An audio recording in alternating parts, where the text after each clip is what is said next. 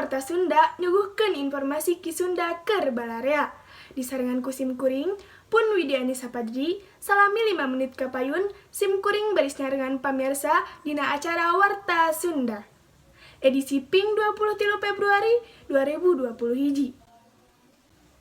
Pamirsa, nyanggakeun iber salengkepna.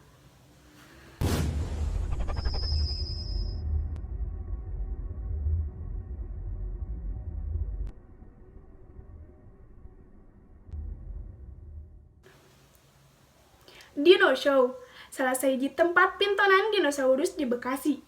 Ayeuna jadi pangjugjugan balarea kaasup pangjugjugan pikeun ngabuburit. Di ieu tempat, anu ngadongdona meunang pangawruh anu mundel ngeunaan dinosaurus. Pikareseupeun, kitu pisan wahana Dino Show di hiji mall di Bekasi teh. Teu kudu heran, mun eta pintonan teu woleh haneuteun ku nu lalajo, utamana barudak bari diaping ku kolot-kolotna.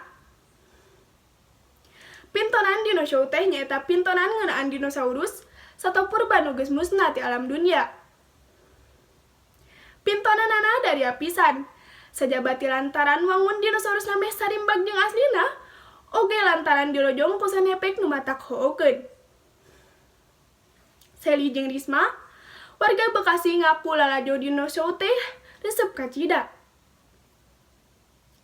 Pangna kitu teh, dumeh dinosaurusna teu beda ti gambaran dina sawatara film, antarana bisa seuri, baeut, bungah, sedih, jeung sajabana. Eta sababna, mun aya waktu manehna sok ngahaja lalajo bari sakalian ngabuburit.